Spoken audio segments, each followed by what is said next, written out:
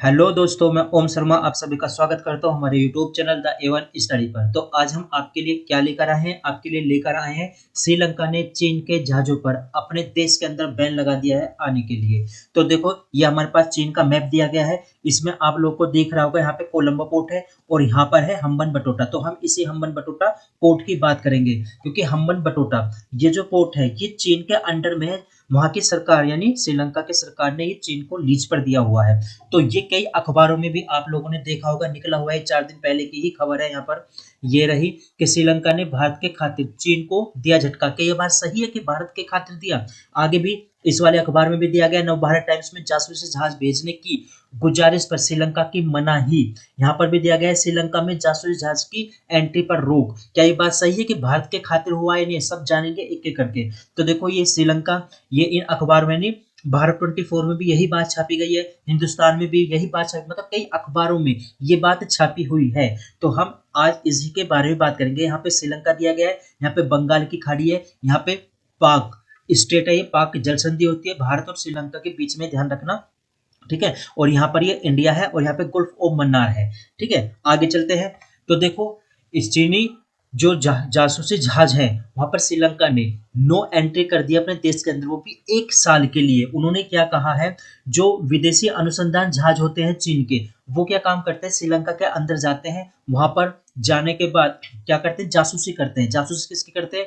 Indian ocean की और किसकी? भारत की जासूसी करते हैं। ये चीनी जो जहाज है यानी चीन पर ये कई बार ब्लेम लग चुके हैं कि यहाँ पर आते हैं, जासूसी करते हैं। भारत ने इस पर क्या आपत्ति भी जताई थी। आपत्ति जताने के बाद भी, 1 अक्टूबर की बात है, बाद भी चीनी जहाज, जो जासूसी जहाज है, वो श्रीलंका के हवन, जो वहां पर पोर्ट है हवन बटोटा, वहां पर रहा था।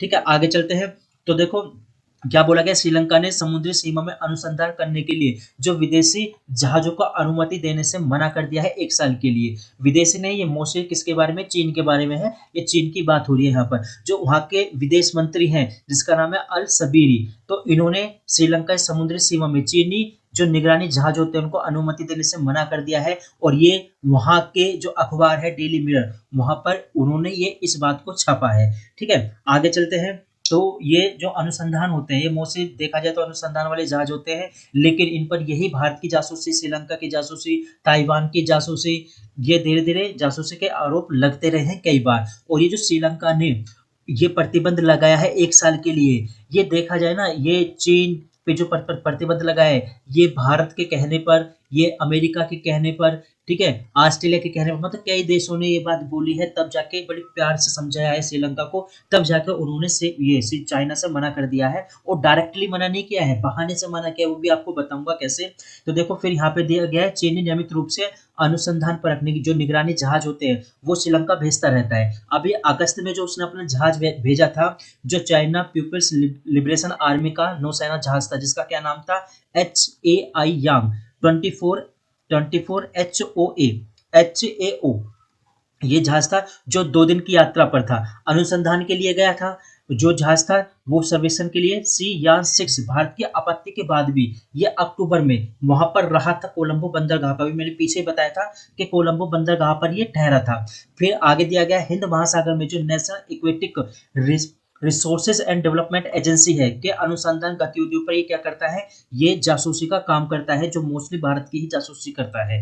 क्योंकि देखा जाए भारत के अंदर, ये बेंगलुरु है, यहाँ पे श्री हरिकोटा है, यहाँ पे तिरुपति है, यहाँ पे उड़ीसा है। तो यहाँ पे DRDO और यहाँ पर इसरो, इनकी क्या है, बहुत सारे इंस्टीट्यूट, बहुत सारी एजेंसी है। तो जब भी कोई भी मिसाइल का परीक्षण करना होता है भारत को, तो वो पहले ही अनाउंसमेंट कर देता है कि आज हम यहाँ पर यानी बंगाल की खाड़ी में क्या एक परीक्षण करने वाले हैं। तो कोई जहाज यहाँ पर ना आए, बाई चांस कोई मिसाइल उनके ऊपर गिर जाए तो नुकसान हो, तो पहले कर देते हैं। उसी अनाउंसमेंट का बहाना बना के चाइना क्या काम करता है, वहां पे खड़ा हो जाता है जासूसी करने के लिए। ठीक है, तो अब वहां पे श्रीलंका ने मना कर दिया है। अब देखो, यहाँ पे दिया गया पिछले साल जो अगस्त में, चीनी बैलिस्टिक मिसाइल एंड सैटेलाइट निगरानी जहाज, क्या नाम है इसका, युआन यांग 5, श्रीलंका के हबन टोटा बंदरगाह पर पहुंचा था। ध्यान देना, हबन टोटा मोस्टली हबन टोटा पर जाता है, लेकिन कभी कभार के कोलंबो बंदरगाह पर भी चला जाता है। बड़ा आपत्ति जताई थी भारत ने कि ये जहाज वहां पर क्यों आया है। फिर भी अक्टूबर में वहां पे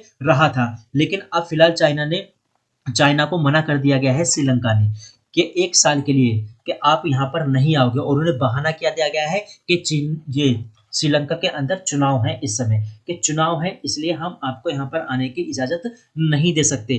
क्यों? क्योंकि वहाँ पे राजनीतिक तनाव उत्पन्न हो जाएगा। चुनावों में क्या होगा, प्रॉब्लम क्रिएट हो जाएगी, तो व्यवधान उत्पन्न हो जाएगा। इस चीज़ से बचने के लिए चाइना को डायरेक्टली श्रीलंका ने मना नहीं किया है, इनडायरेक्टली रूप से 1 साल के लिए मना कर दिया है। ठीक है? अब देखो, चीन ने श्रीलंका को बहुत कर्जा दिया गया है। देखा जाए तो इसका 52% जो कर्जा दिया गया है श्रीलंका को, उसके ऋण का, चीन ने ही दिया है।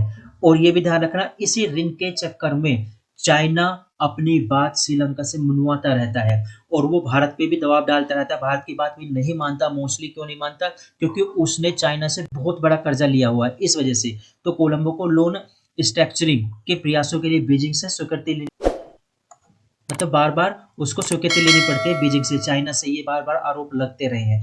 तो ये बस ध्यान रखना, बस इतनी हमारी क्लास थी कि चीन को श्रीलंका ने 1 साल के लिए अपने यहाँ पर जासूसी कोई भी जहाज भेजने से मना कर दिया है, बैन कर दिया है। क्योंकि ये जो हबन-बटोटा है, जब भी आता है तो हिंद महासागर में जासूसी करता है, घूमता है, वहीं पर वे ईंधन भरवाता है, युद्धपोत भी इसके वहाँ पर रहते हैं। फिलहाल अब बंद कर दिया है। तो आपको क्लास कैसी लगी ज़रूर बताना। Thank you.